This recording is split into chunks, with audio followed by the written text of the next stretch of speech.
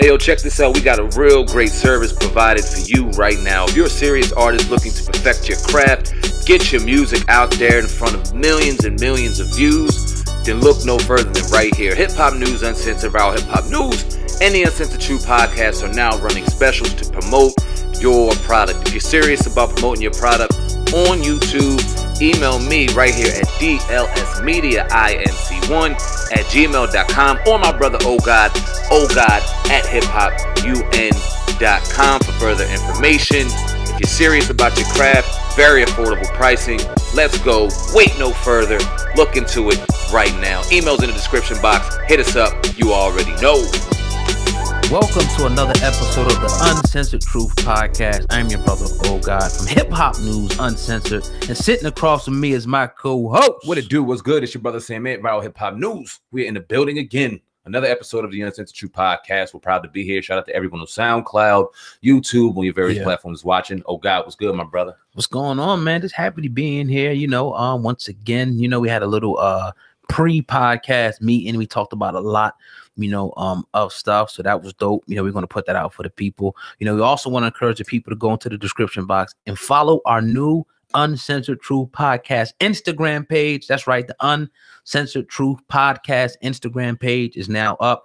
With all our loyal people, go over there and hit that button and follow us, for alternative news, faster news, on Instagram. You know how we do over there. But yeah, man, we in the building, man. Everybody listening on YouTube, hit the like button and make sure you share this video as always. SamAnt, and you was telling me earlier, about a nationwide prisoner strike. You want to let the people know what's going on with that? Yeah, man. I'm sitting here, I'm busting through, trying to get headlines ready for the show and whatnot. And I see this come across my screen. It reminded me of Orange the New Black. I don't know if you saw that season when they took that strike. I mean, it was real powerful, dope to watch. And I was thinking to myself, damn, what if this really happened? And here we are in 2018, and it seems as though it happened. Inmates across America are going on strike for the next 19 days. This is according to Hip Hop.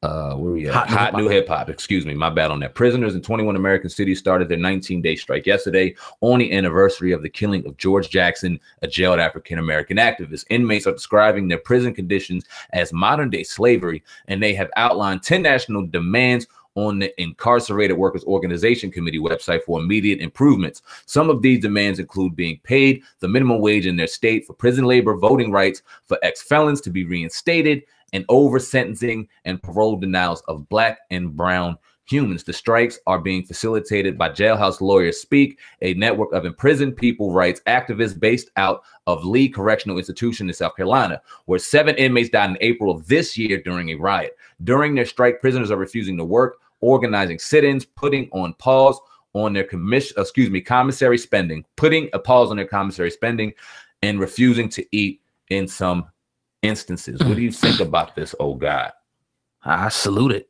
I think it's 100 ever been, locked up,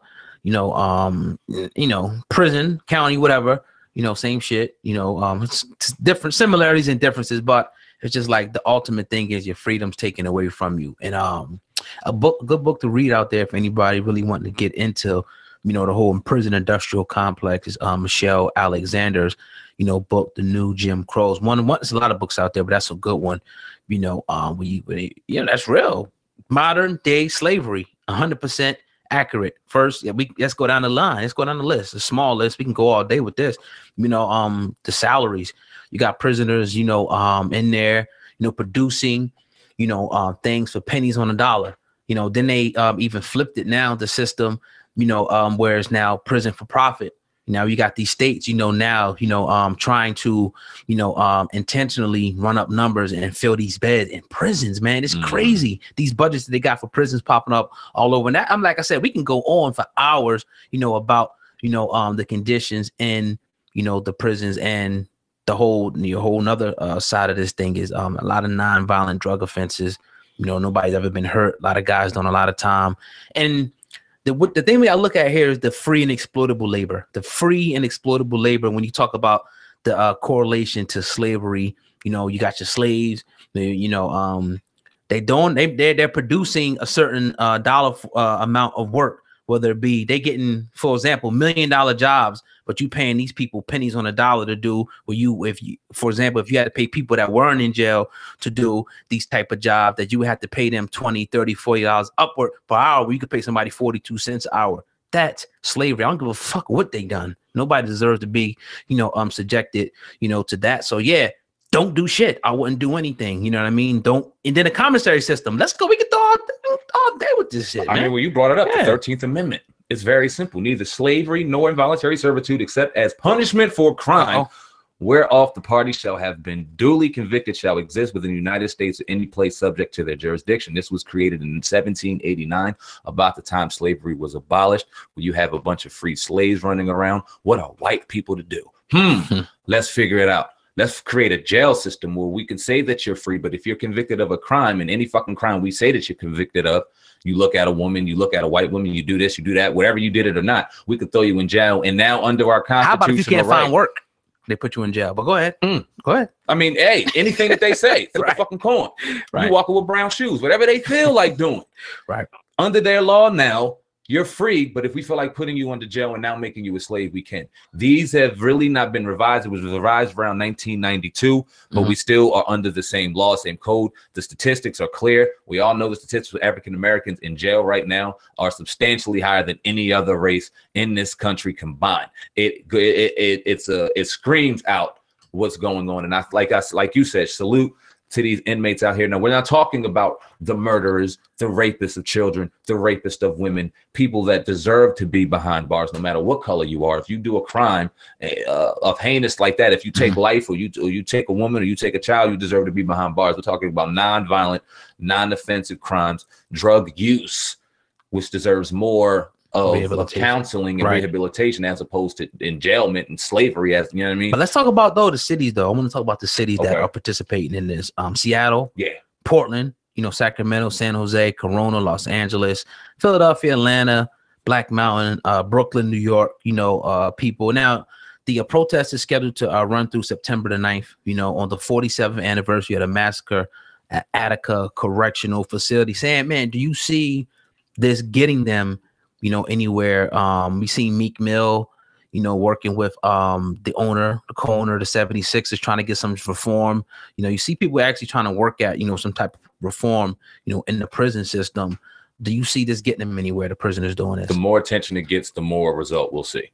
The more, because we're in a day and age right now where everything is disseminated so fast. We talked about it yesterday on the podcast, how we're in a day and age of the internet where it's here today, going in the next minute, like in front of everybody. So now that this story is kind of taking wind out, we're talking about it now, the various other platforms are going to begin to talk about it.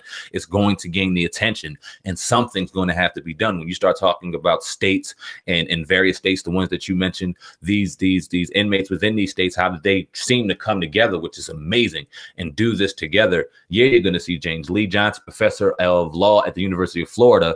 He told USA Today, if the strike is widespread enough, it could be effective. These circumstances like poor labor conditions, poor prison conditions, unpaid labor, or lack of access to mental health treatment exist seemingly behind closed doors. By going on a national strike, you pull back the curtain and you can force legislators to act. I completely agree. But look at it though, it's just like you really at the behests of the guards, in the prison.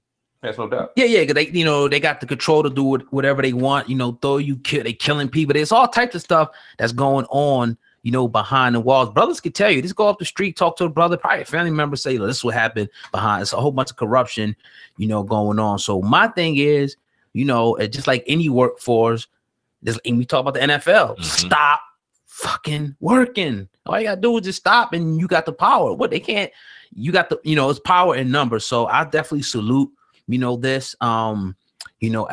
100%. It is what it is. My bad to cut you off, but does this act by these inmates right now, this act of this heroism, which is going on right now, if they're going to sit behind bars, they're going to sit by there at least humanely. Does this throw a black eye on NFL players? That you sit back with millions of dollars and you have a cause right in front of your face and you have an active voice that you can speak on, yet you refuse to even walk off the field for a little while to induce change. It wouldn't take many weeks. We're not talking 16 weeks. You motherfuckers ain't waiting 16 weeks to invoke change. It probably take about 2 to really show them we ain't playing, to really invoke some change. Now, what change is that? We can debate about that up and down. Right. But does this kind of throw a black eye at the NFL players? If in fact these inmates are doing this and what we see, and if it gains more attention, does it kind of right upon the NFL season?